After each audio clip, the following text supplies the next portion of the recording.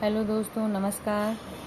भाषा विज्ञान की अगली कड़ी में हम देवनागरी लिपि पर चर्चा करेंगे। देवनागरी लिपि ब्राह्मी के उत्तरी शैली में 4वीं-5वीं सदी में गुप्त लिपि तथा गुप्त लिपि से 6वीं सदी में कुटिलाक्षरा लिपि विकसित हुई। इसी कुटिलाक्षरा लिपि से 9वीं सदी के लगभग नागरी के प्राचीन रूप का विकास हुआ, जिसे प्राचीन नागरी के नाम से जाना जाता है। यह देवनागरी लिपि एक ऐसी लिपि है जिसमें अनेक भारतीय भाषाएं तथा कुछ विदेशी भाषाएं लिखी जाती हैं। देवनागरी लिपि में लिखे जाने वाली भाषाएं संस्कृत, पाली, हिंदी, मराठी, कोंकणी, सिंधी, नेपाली, कश्मीरी, गढ़वाली, बोडो, अंगिका, मगही, भोजपुरी, मैथिली, संथाली, ये सारी जो भाषाएं हैं ये देवनागरी लिपि में लिखी जाती हैं।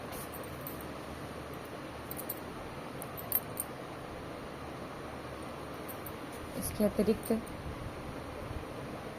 कुछ स्थितियों में गुजराती, पंजाबी, मणिपुरी, रोमन, विष्णुपुरिया उर्दू भाषाएं भी देवनागरी लिपि में लिखी जाती हैं।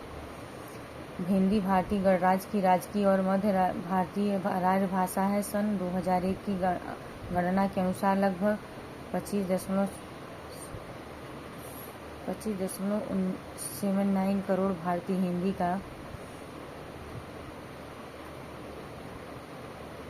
25.79 करोड़ भारतीय हिंदी का उपयोग मातृभाषा के रूप में करते हैं, जबकि 82.020 करोड़ लोग इसकी 50 से अधिक बोलियों में से एक इस्तेमाल करते हैं। सन 1998 के पूर्व मातृभाषियों की संख्या की दृष्टि से विश्व में सर्वाधिक बोली जाने वाली भाषाओं के जो आंकड़े मिलते हैं, उसमें हिंदी को तीसरा स्थान दिया जाता था। देवनागरी लिपि को लोकनागरी तथा हिंदी लिपि को भी कहा जाता है। इसका नामकरण विवादास्पद है। ब्राह्मी लिपि को उत्तरी लिपि से 4वीं-5वीं सदी में, गुप्त लिपि से 6वीं सदी में कुटिल लिपि विकसित हुई। इस कुटिल लिपि से 8वीं-9वीं सदी के लगभग इस नागरी के प्राचीन रूप का विकास हुआ, जिसे प्राचीन नागरी कहते हैं। दक्षिण भारत में इसके लेख कुछ पहले से मिलते हैं, जहाँ वह नंदी नागरी कहलाती है। देवनागरी लिपि के नाम के विषय में अनेक मत हैं। ललित विस्तार में बौद्ध ग्रंथ 64 लिपियों में एक नाग लिपि नाम मिलता है। कुछ भाषा वैज्ञानिकों ने इस आधार पर इसका नाम नागरी कर दिया। एक अन्य मान्यता के अनुसार गुजरात के नागर ब्राह्मणों द्वारा सर्वप्रथम उपयोग किए जाने के कारण इसका नाम नागरी पड़ा। कुछ भाषा वैज्ञानिकों के अनुसार पाटलिपुत्र को नगर और चंद्रगुप्त को देव कहने के कारण इसका नाम देवनागरी किया गया।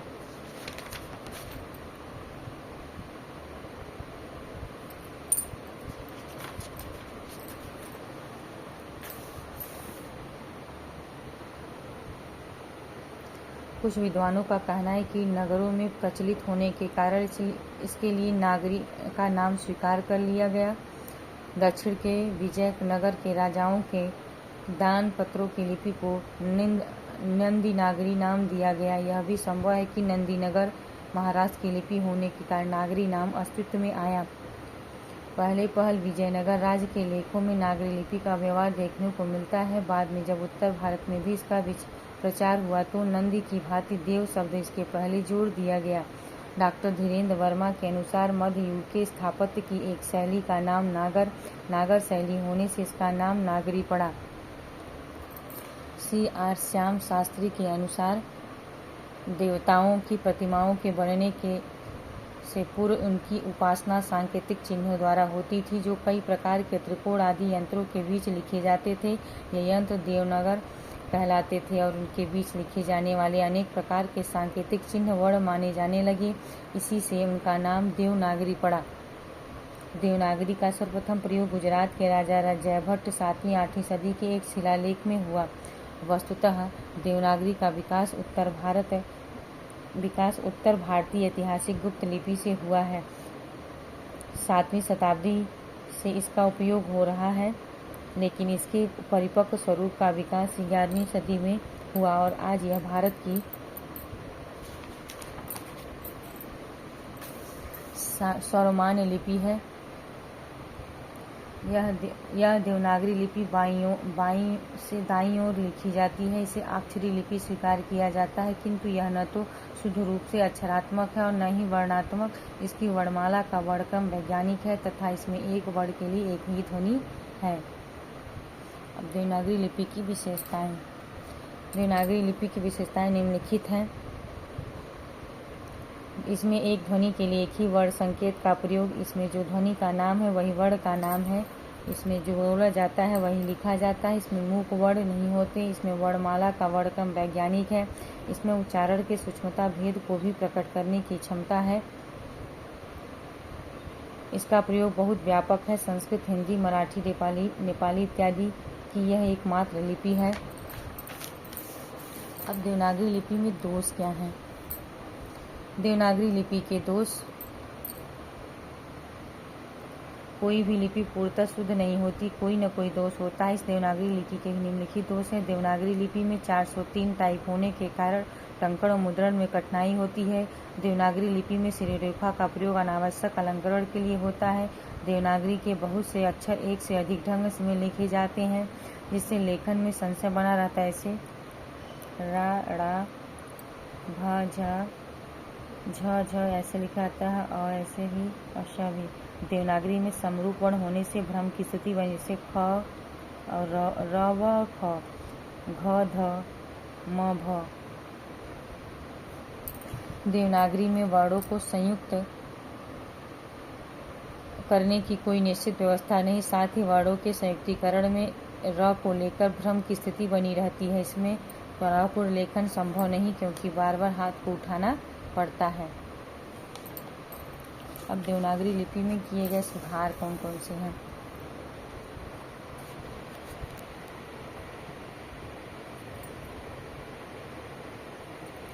देवनागरी लिपि के दोषों की ओर भाषा विद्वानों का ध्यान गया और समय समय पर अनेक सुधारात्मक सुझाव आते रहे। सर्वप्रथम बाल गंगाधर तिलक ने सन 1904 ईस्वी में अपनी पत्रिका केसरी के लिए 1926 टाइपों की छटाई करके 190 टाइपों का फॉन्ट बनाया, जिसमें तिलक फॉन्ट के नाम से जाना जाता है। महाराष्ट्र के सावरकर बंधुओं ने अ की 12 खड़ी तैयार की। इस सुझाव को वर्धा में कई वर्ष तक अपनाया जाता रहा तथा महात्मा गांधी की हरि जन सेवा पत्रिका में भी इसका प्रयोग किया जाता रहा। डॉक्टर श्याम सुंदर दास ने सुझाव दिया कि पंचमाक्षरों ड़, अंग, ङ, ड़, नम के स्थान पर अनुस्वार प्रयोग किया जाए। डॉक्टर गोरख प्रसाद ने मात्राओं की दाहिनी तरफ रखने का प्रस्ताव रखा। लक्ष्मी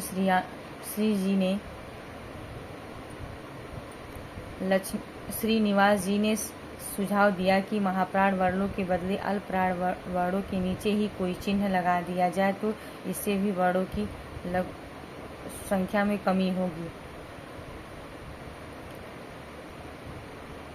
1935 ईस्वी में हिंदी साहित्य सम्मेलन के इंदौर अधिवेशन में राष्ट्रपिता महात्मा गांधी के सभापतित्व में नागरी लिपि सुधार समिति बनाई गई, जिसके संयोजक काका कालेलकर थे। इस समिति ने निम्नलिखित सिफारिशें की। शिरोरेखा लिखने में भले ही न हो, छपाई में होनी चाहिए। सावरकर बंधुओं की सुझाई गई अ की 12 खड़ी स्वीकार किया जाए। रेफ को अलग से व्यंजन के बाद लगाया जाए। विराम चिन्ह पहले से की भांति पूर्ववत बना रहे। घ, ध और भ को गुजराती घुंडी लगाकर ध और भ लिखा जाए। ई की मात्रा बाईं ओर ही रहे। साथ ही उ, री, ए, ऐ, ओ, औ की मात्राएं तथा अनुस्वार चिन्ह व्यंजन के बाद अलग से लगाए जाएं। कोई भी व्यंजन संयोग ऊपर नीचे न हो, जैसे क, ट, ड, र के संयोग पर भी इस समिति ने सुझाव दिए। हिंदी साहित्य सम्मेलन के इस अधिवेशन में कुल 14 सुझावों को स्वीकार किया गया। सन 1945 ईस्वी में नागरी पचाड़ी सभा काशी ने श्रीनिवास के सुझाव को तथा अ की 12 खड़ी को स्वीकार नहीं किया। सन 1947 ईस्वी में उत्तर प्रदेश सरकार ने आचार्य नरेंद्र देव की अध्यक्षता में एक समिति गठित की, जिसने सभी सुझावों का आकलन व अध्ययन के बाद अपनी सिफारिशें प्रस्तुत की, जो निम्नलिखित हैं। अ की 12 कड़ी भ्रामक है। अनुस्वार और पंचमाक्षर के स्थान पर चिन्हों का प्रयोग किया जाए। शिरोरेखा लगाई जाए।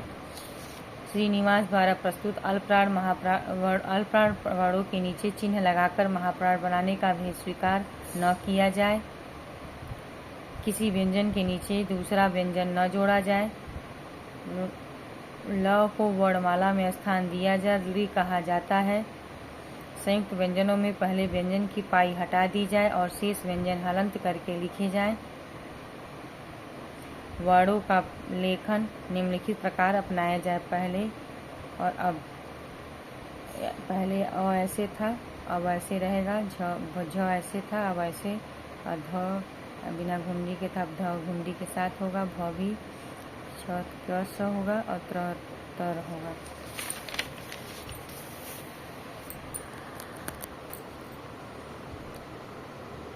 इन सुझावों को विभिन्न राज्यों के प्रधानमंत्रियों को एवं विद्वानों की सभा में रखा गया तो इस सभा को ने 2 सुझाव और जोड़ दिए गए। ख की पाई और ई की मात्रा छोटी करके दाहिने और लिखी जाए। इस सुझाव का सर्वाधिक विरोध हुआ। 1947 ईस्वी में ई की मात्रा के पूर्व प्रयोग के ही माना गया और इसे पूर्वतः व्यंजन के पहले रखा जाना स्वीकार किया गया। भारत सरकार ने इन सुझावों को मान्यता दे दी। तब से प्रायः टंकण और मुद्रण में साथ ही सरकारी कामकाज के लिए इन्हीं के अनुसार काम चल रहा है। इस समिति की कुल 9 बैठकें हुई तथा समिति 1949 में अपनी रिपोर्ट प्रस्तुत की। नरेंद्र देव समिति के रिपोर्ट के बाद उत्तर प्रदेश सरकार ने 28-29 नवंबर 1953 ईस्वी में नागरी लिपि सुधार संबंधी सुझाव पर विचार करने के लिए लखनऊ में लिपि सुधार परिषद का गठन किया और विभिन्न राज्यों के मंत्रियों और विद्वानों को परिषद में आमंत्रित किया। उत्तर प्रदेश सरकार द्वारा गठित लिपि सुधार परिषद की बैठक की अध्यक्षता डॉक्टर तत्कालीन राष्ट्रपति सर्वपल्ली राधाकृष्णन ने की। देवनागरी लिपि के सुझावों में सुनीति कुमार चटर्जी का महत्वपूर्ण नाम है। डॉक्टर चटर्जी ने कतिपय परिवर्तनों के साथ ही देवनागरी लिपि के स्थान पर रोमन लिपि को स्वीकार कर लेने का सुझाव दिया। ये हो गई देवनागरी लिपि, उसमें उसके गुण, उसके दोष, उसमें कितने कौन कौन से सुधार किए गए, इन सारे विषयों पर चर्चा किया गया। आपको अच्छा लगे तो लाइक करिए, सब्सक्राइब करिए, शेयर करिए और कमेंट करिए। कोई भी प्रश्न हो तो उसका आंसर दिया जाएगा। आपका दिन शुभ हो। नमस्कार।